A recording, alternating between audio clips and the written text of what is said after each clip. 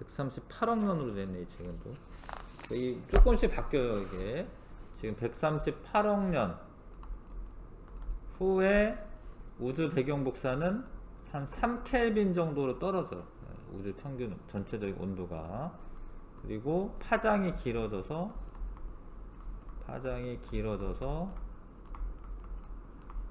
뭐 전파 영역이라고 생각하시면 되겠습니다. 구체적으로 마이크로파 영역인데 전파 영역에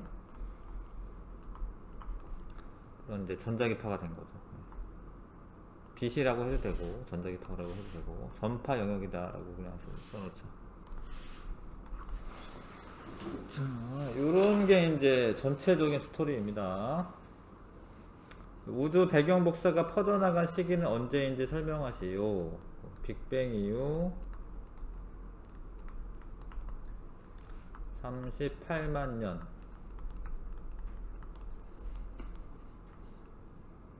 년이 지나서 우주의 온도가 3000켈빈 정도죠. 3000켈빈 정도가 되었을 때, 좀 구체적으로 쓰자면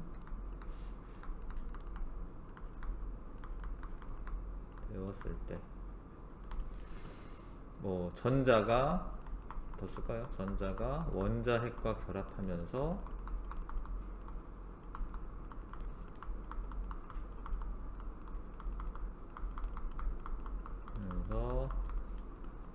우주 배경 복사가 퍼져나왔다.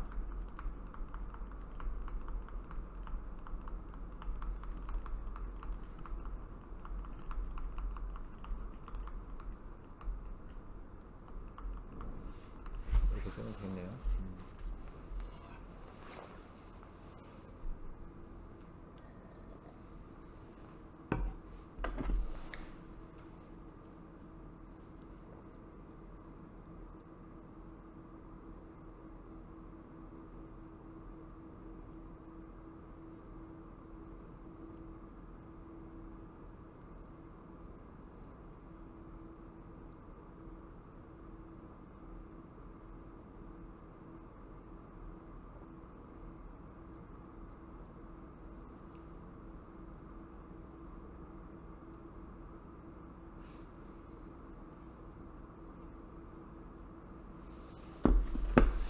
초기 우주에서 헬륨보다 무거운 원자핵이 만들어지지 않은 이유를 설명하시오 라고 되어 있는데, 초기에는 온도가 낮아집니다. 팽창하면서 초기에 우주가 팽창하면서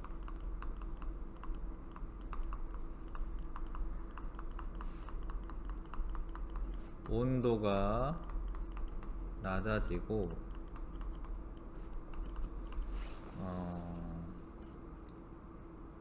온도가 낮아지기 때문에 뭐 헬륨이 핵융합 반응이 일어나려면 1억 켈빈 이상 되고 이래야 됩니다. 자, 그래서 온도가 낮아지기 때문에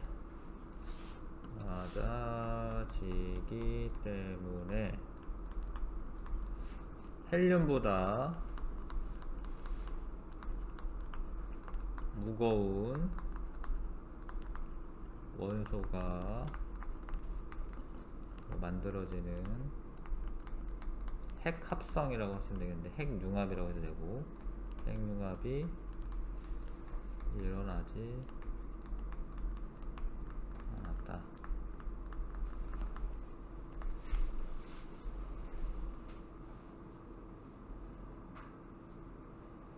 나중에 별 내부에서 만들어지죠. 별 내부 온도가 높아지니까, 별 내부 온도가 높아지기 때문에.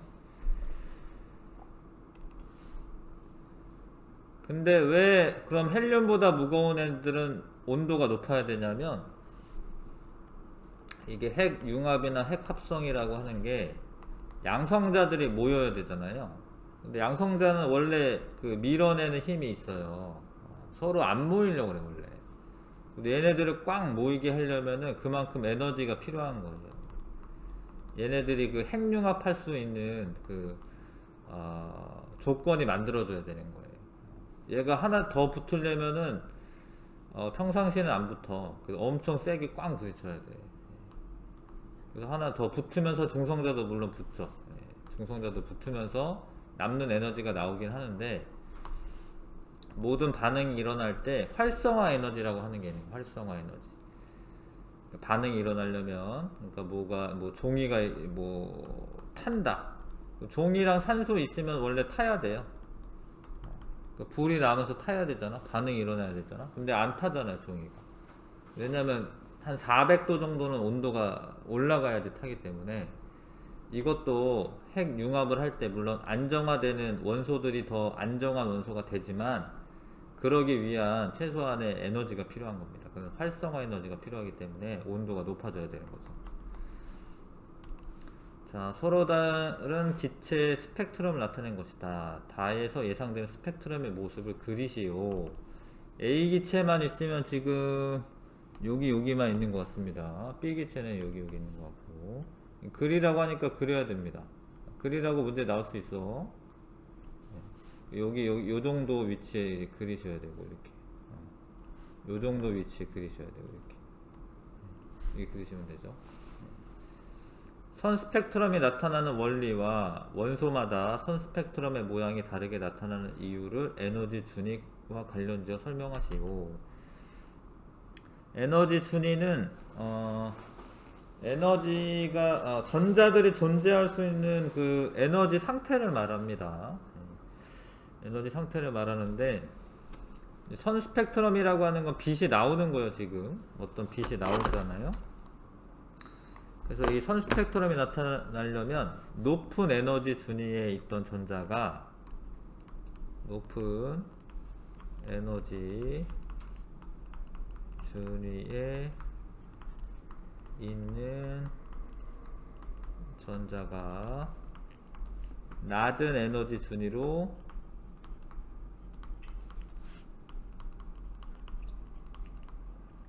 이동할 때, 그러면 에너지가 남잖아.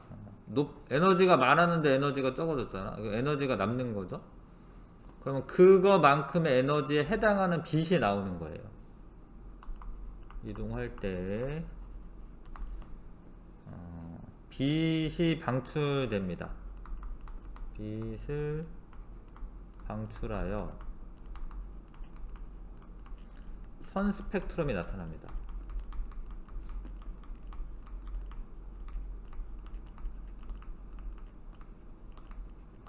그러니까 보통 이렇게 그려요. 에너지가 높은 상태에 있던 전자가 에너지가 낮은 상태로 올 때, 그게 좋아. 에너지가 낮은 게 좋은 거예요. 에너지 많은 것보단. 에너지가 낮은 상태로 올 때 이만큼에 해당하는 빛이 방출되는 거예요. 빛이.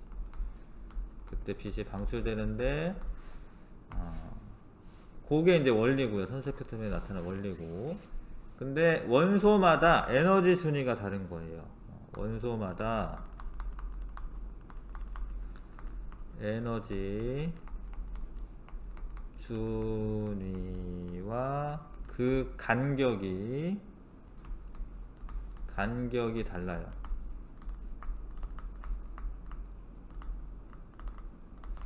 다르기 때문에 선 스펙트럼이 다르게 나타납니다.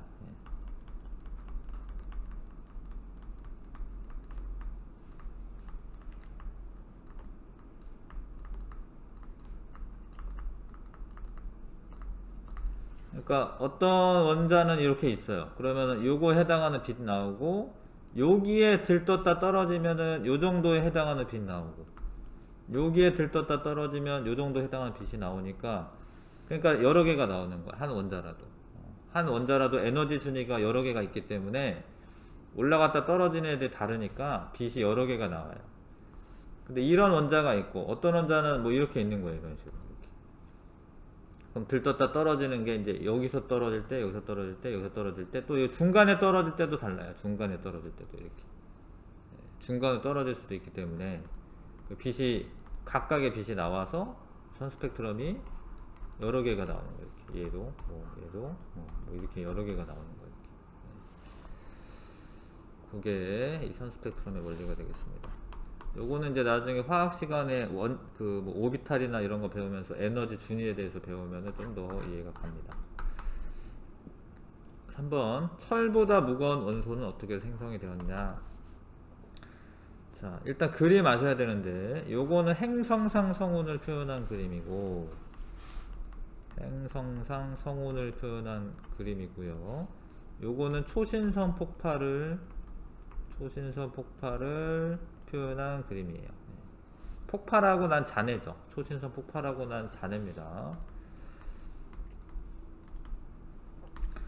근데 이거는 이제 이 행성상 성운이 되는 경우는 뭐 태양 정도 질량의 별의 마지막 단계이고, 요거는 태양보다 훨씬 큰, 태양의 한 10배 이상, 태양의 10배 이상이면 초신성 폭발을 합니다. 자, 가와 나를 형성한 별의 질량을 비교하여라. 그래서 나의 별의 질량이 가의 별의 질량보다 크다.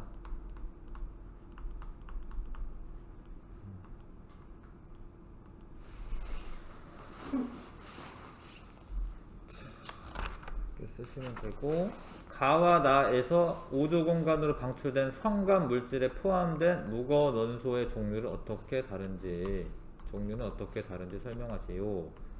가는, 자, 태양은 이제 원래는 주계열성이었다가 적색 거성까지 되는데, 적색 거성이 되면은 탄소까지는 만들어져요. 자, 그래서 가에는 수소도 있을 수 있죠. 겉부분에 수소, 헬륨에서 탄소까지 원소를 포함하고 있고요. 나는 뭐 수소도 있을 수 있습니다. 수소, 헬륨. 근데 그 다음에 철. 근데 여기서 끝나는 게 아니야. 원래 별 내부에선 철까지 만들어졌을 텐데 철보다 무거운 원소도 있어요. 왜냐하면 초신성 폭발할 때 철보다 무거운 원소가 만들어지기 때문에. 그러니까 거의 대부분이 이제 이 초신성 폭발할 때 원소들이 만들어지는 거죠. 철보다 무거운 원소를 포함한다. 철보다 무거운 원소들은 만들어지기가 어려워. 에너지가 엄청 많아야 돼. 초신성 폭발할 때는 그 정도 에너지가 되는 거예요. 자, 그 다음에 4번에 지구의 형성 과정을 순서대로 나타낸 것이다. 지구는 목성과 달리 금속과 암석 성분으로 이루어져 있는데 그 이유는 무엇인지 가의 미행성체 충돌과 관련지어 설명하시오. 자, 지구는 태양에 일단 가깝다라는 거야. 목성형에서는 태양에서 멀고, 그래서 지구는 일단 태양에서 가까운 곳에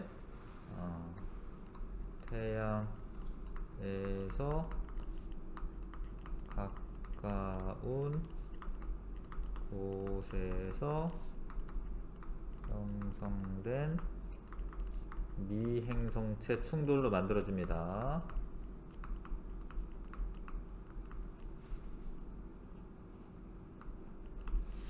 지구는 빼야겠네. 주어가 이상하네.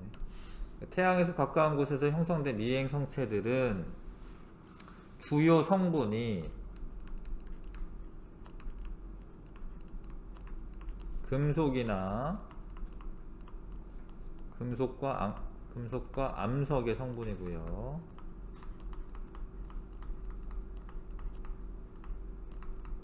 왜냐하면 태양에 인력이 있잖아요. 그러니까 무거운 애들이 더 근처에 있는 게 맞아요. 가벼운 애들보다. 원래 무거운 애들이 더 인력에 끌려가지고 잡아당겨지기 때문에, 질량이 크면은. 그래서 요런 애들이 충돌하여 지구를 형성하였기 때문이다. 이들이 미행성체들이죠. 이들이 충돌하여 지구를 형성하였기 때문이다. 자, 가와 다에서 핵과 멘틀이 분리되기 시작한 시기는 언제인지 써라. 미행성체들이 막 충돌하면서 지구가 좀 더 커집니다. 사실은 처음보다 커지다가 마그마 바다가 형성이 돼요. 이게 뭐 수증기도 있고, 그러면 이제 충돌하는 과정에서 그 에너지들이 많이 쌓이기 때문에 온도가 올라가요. 온도가 올라가서 마그마 바다가 형성이 됩니다. 그래서 나시기라고 하시면 되겠고, 그러니까 마그마의 바다가 시작이라고 되어 있네. 그러면 나에서 다 사이라고 해야 되겠네요. 여기 시작이라고 되어 있어요. 그 나에서 다 사이라고 해요. 미안해요. 이거 고칠게요. 나에서 다 사이에 마그마의 바다가 형성되고 무거운 원소인 철과 니켈이 가라앉고, 무거운 애가 가라앉는 거죠. 가라앉고 가벼운 암석이 이제 여기에서는 가벼운 겁니다. 요 내에서는 가벼운 규산염 광물, 규산염 성분이라고 써있다. 성분이 떠올라서 핵과 멘틀이 분리가 되었다. 근데 멘틀은 이제 뭐 감람암질 성분으로 되어 있는데요. 그게 규산염 광물의 일종입니다. 외핵과 내핵은 철과 니켈로 되어 있고, 이렇게 쓰시면 되겠네요. 이렇게 한번 쭉 쓰면은 확실하게 정리가 되니까.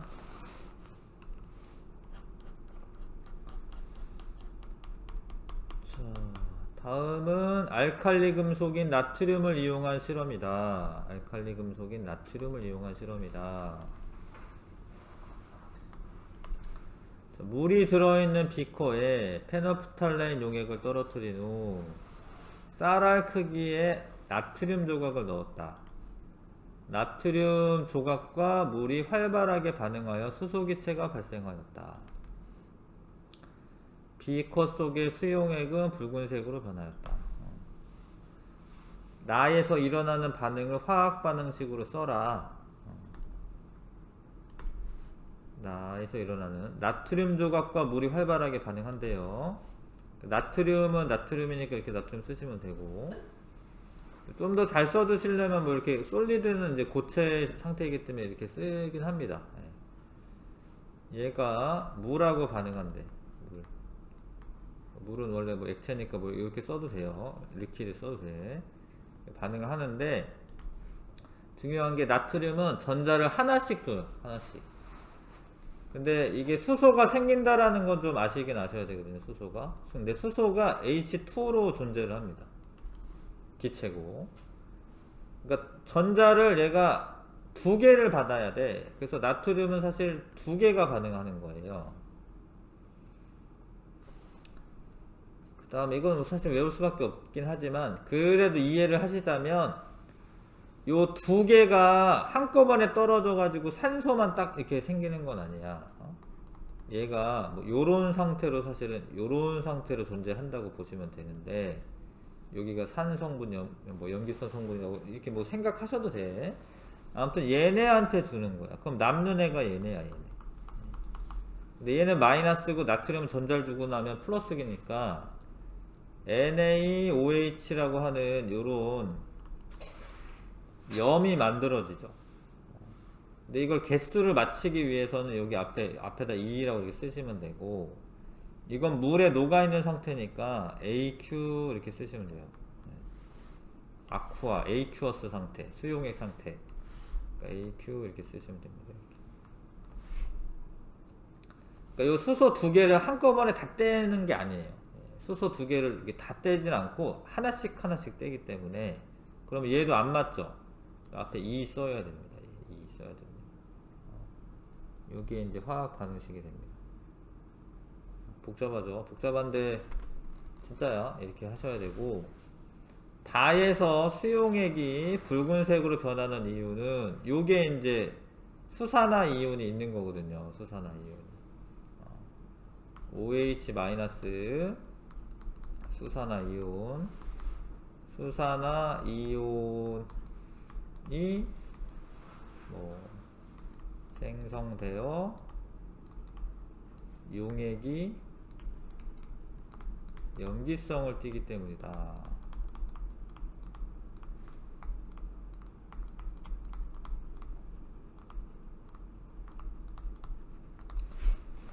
이렇게 정리하시면 될 것 같네요.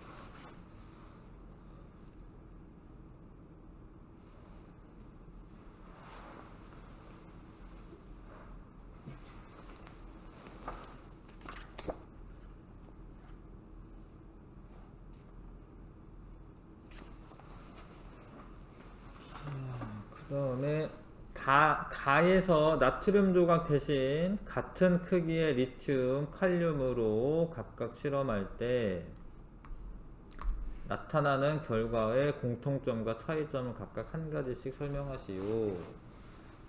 근데 얘네들은 다 알칼리 금속은 어떠한 겁니까? 리튬, 나트륨, 칼륨을 대표적으로 생각하시면 되거든요. 근데 리튬보다 나트륨이 전자가 떨어지기가 쉬워요. 왜냐면 그 껍질수가 증가하기 때문에 핵에서부터 거리가 멀어, 전자들이, 원자과 전자가. 그래서 리튬, 나트륨, 칼륨으로 갈수록 원자과 전자가 떨어지기 쉬워. 이건 전자를 주는 반응을 할 거야. 그러면은 반응성이 더 커져요. 그러면 활발하게 반응합니다. 그래서 칼륨 같은 경우에는 막 불꽃이 튀어요. 막 집어넣잖아, 그럼 뻥 터져 그냥. 근데 리튬은 지지직 하면서 되고. 자, 근데 이제 공통점은, 이제 공통점 써라고 되어 있으니까, 공통점은 뭐 페노프탈레인 용액이 붉은색으로 된다. 뭐 염기성이 된다.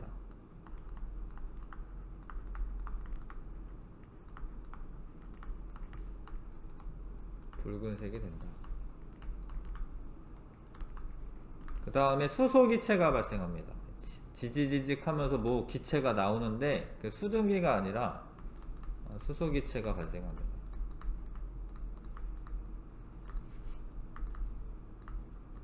뭐 그런 거 쓰면 되고, 뭐 다른 것들도 있지만 한 가지씩만 설명하고 있네. 이 정도만 쓰고, 차이점은 반응성은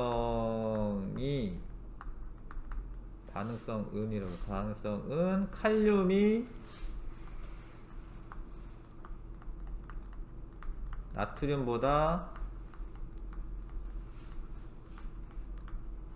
크다. 그래서 격렬하게 반응합니다.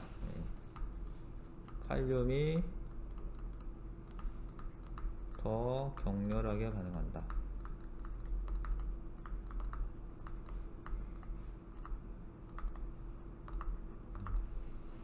이렇게 써주시면, 좀 정리를 좀 해주시면 훨씬 좋을 것 같습니다.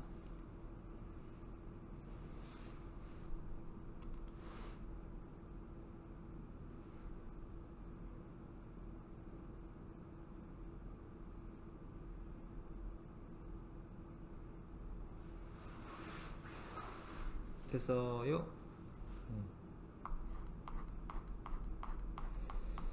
6번. 자, 그림은 원자 X 사이에 화학결합을 모형으로 나타낸 것이다. 근데 지금 X가 양성자가 7개 있다는 뜻이잖아, 그쵸? 양성자 7개 있는 애가 질소입니다, 사실 알고 보면. 얘가 질소고, 원자과 전자가 5개가 있죠, 지금. 하나, 둘, 셋, 넷, 5개. 원자과 전자가 5개가 있죠. 그거 이제 1번 문제네. 그래서 X의 주기는 2주기다.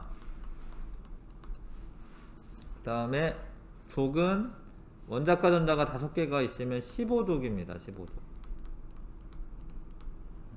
일단 그걸 쓰라고 돼 있으니까 일단 써야 돼요. 그래야지 요 반점을 맞고. 이유 설명하여라. 전자 껍질이 2개 있으므로 2주기이고, 원자과 전자 그런 용어를 써야 돼요. 원자과 전자 이런 용어를 써야 됩니다. 원자과 전자가 5개이므로 5개일 땐 15족이야. 15족이다. 뭐 이게 왜 15족이냐 5족이 아니냐 이걸 설명할 필요는 없어요. 그건 필요는 없는데 원자과 전자가 5개이기 때문에 15족이다 이렇게 보시면 돼요. 자, 그 다음에 X와 H로 이루어진 화합물의 화학 결합 모형을 그려라. 위에처럼 그릴게요. 이제 결합 모형은 사실 뭐 짝대기를 표현할 수도 있고 뭐 여러 가지 방법이 있는데 위에처럼 하겠습니다. 그래서 일단은 이렇게 쓰고 내부에 있는 전자는 그냥 냅두시고요. 지금 하나, 2개는 이렇게 하시고 나머지 3개가 있는데 하나, 둘, 3개가 있는데 이렇게 요거를 수소랑 수소는 이제 플러스 1이죠. 이렇게 공유하는 모델로 이렇게 그리시면 됩니다. 전자 하나를 공유하는 모델로 이렇게.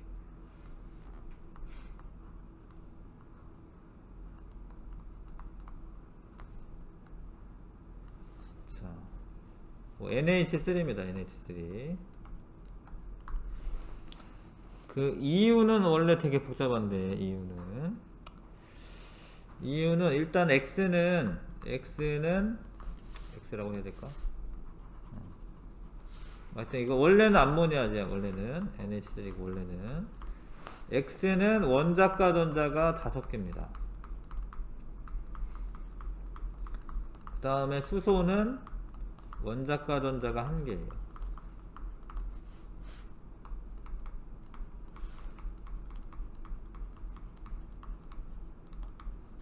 뭐 옥텟 규칙을 만족한다라는 거를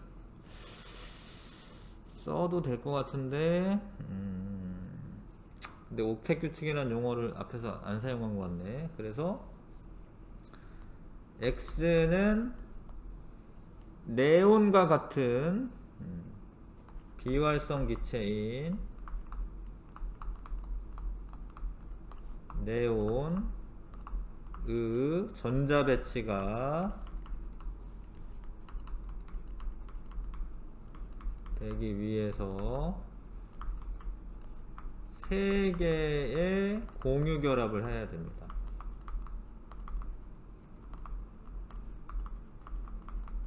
근데 수소는 네온처럼 될 필요가 없습니다. 수소는 그러니까 원자과 전자 8개가 있는 게 아니라 헬륨의 전자 배치가 돼야 됩니다.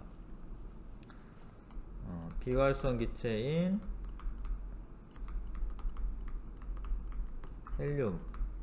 헬륨의 전자 배치가 되기 위해서 1개의 공유 결합을 하면 됩니다.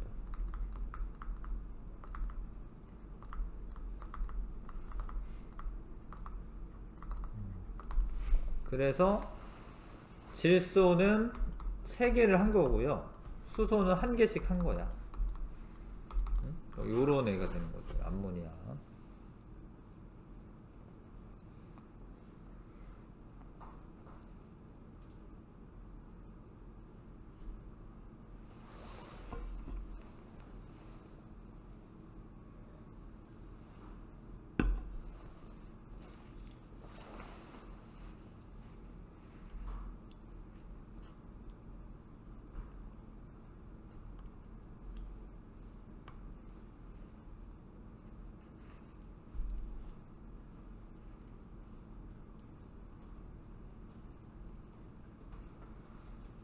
됐어요?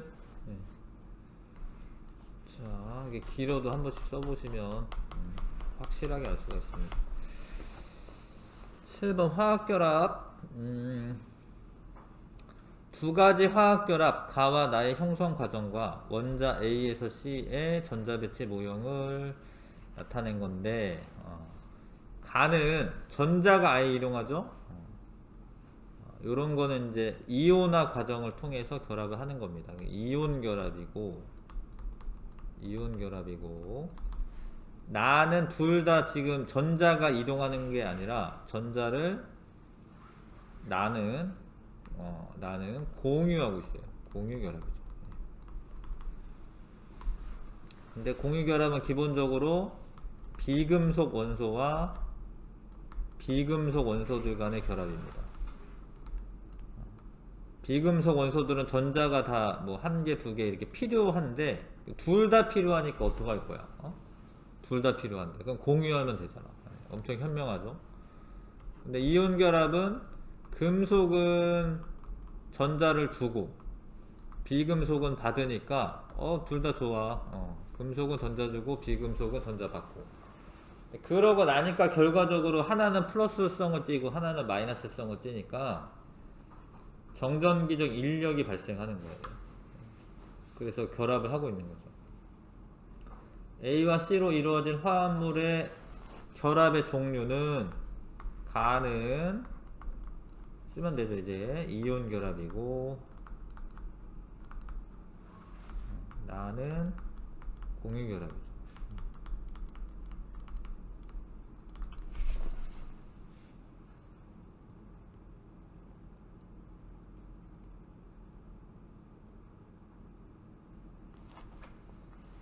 되시겠죠? 네. 그 다음에 B2와 C2를 이룰 때 각각의 원자 사이에 공유한 전자쌍은 몇 개냐? 자, B는 원자과 전자가 하나, 둘, 셋, 넷, 다섯, 여섯이고 그러면은 두 개가 더 필요한 거야. B2는 이게 산소인데 원래 이렇게 두 개를 공유 결합을 합니다. 이중 결합. B2는 두 개의 전자쌍을 공유하고요.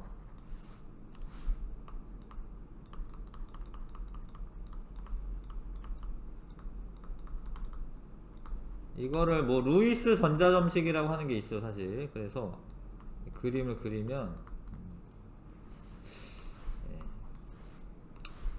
괜히 알려주나? 이런 식으로 하나, 두 쌍 이렇게 공유하는 거예요. 이렇게. 8개 이렇게. 그 다음에 C2는 원자과 전자가 하나, 둘, 셋, 넷, 다 7개잖아요. 그러니까 8개가 되려면 하나만 공유 결합을 하면 돼요. C2는 한 개의 전자쌍을 공유한다.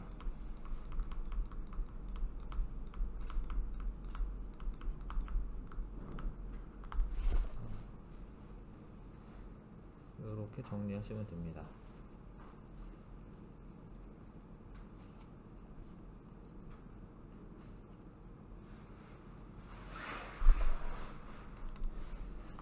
자, 8번 이온 결합 물질과 공유 결합 물질의 성질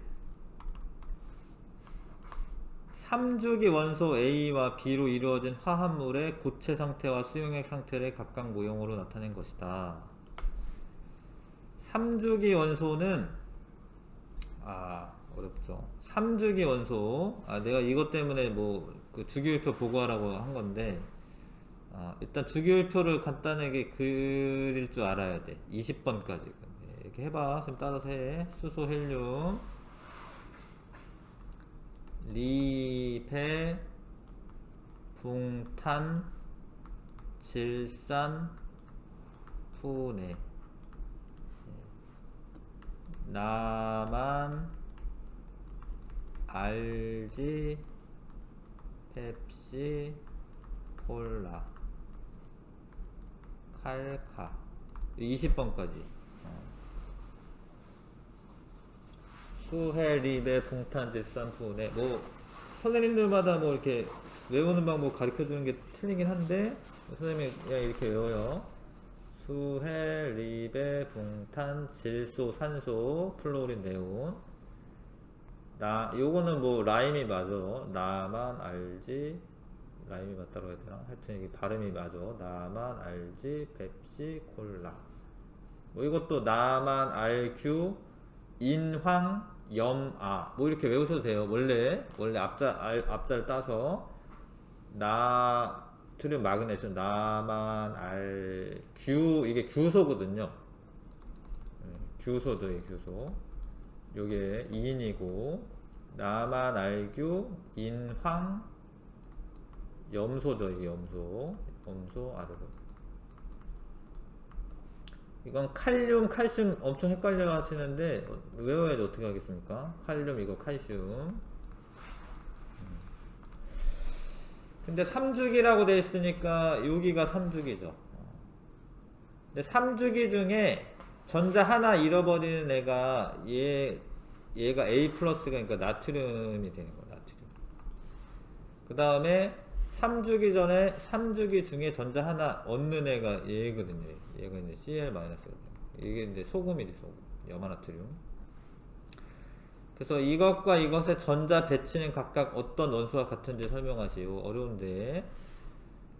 나트륨은 전자를 하나 잃어버리면 네온의 전자 배치가 되는 거예요.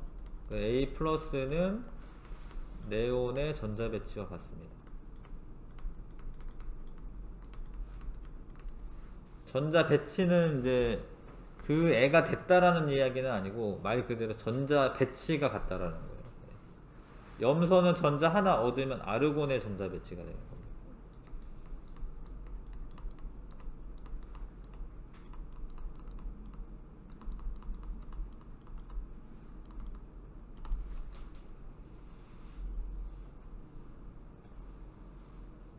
자, 했고요. 가와 나의 전기 전도성에 차이가 있는지. 차이가 있죠. 가는 이온이 존재하긴 하지만 단단히 결합을 하고 있기 때문에 이온이 이동하지는 않아요. 가는 전기 전도성이, 설명까지 해야 되니까 다 해야겠네. 예. 가는 이온 결합으로 단단히 결합하고 있어서 이동하지 않기 때문에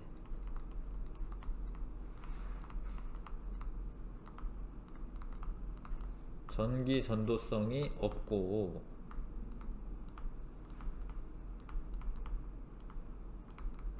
소금에다가 이렇게 뭐 전기통화나 뭐 검유계 같은 거 되면 전기가 안 흐른다라는 거죠.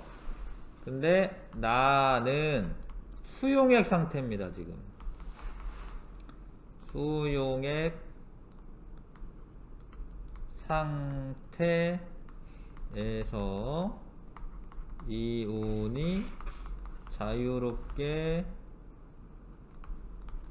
이동 가능하여 전기 전도성이 있다. 그럼 왜 얘네들은 헤어져 있냐? 잡아당길 텐데. 근데 그거는 염소 같은 경우에는 물이 있잖아, 물이 둘러싸는 거예요, 얘네들을. 물에, 여기 마이너스잖아요. 물에 수소 부분이 플러스성을 띠고 있어. 근데 이렇게 안정화 시킨 상태로 존재하는 겁니다. 이거 뭐 수화됐다라고 표현하는데 이 상태로 이제 왔다 갔다 해요. 그러니까 왜냐하면 얘네 플러스 마이너스면 당연히 붙어야 되는 거 아닌가 싶은데 이렇게 물에 의해서 녹으면 자유로워질 수 있어요. 나트륨은 사실 산소 쪽이 둘러싸는 거. 산소가 마이너스성을 띠고 있기 때문에 하여튼 전기 음성도가 커서 그런 거긴 한데 이런 식으로 둘러싸고 있어요. 그래서 헤어져 있을 수 있습니다. 그렇게 정리하시면 될 것 같습니다. 그림 한번 그려보세요. 이렇게 되어 있습니다. 진짜로. 팔 8번까지가 다 끝인가요?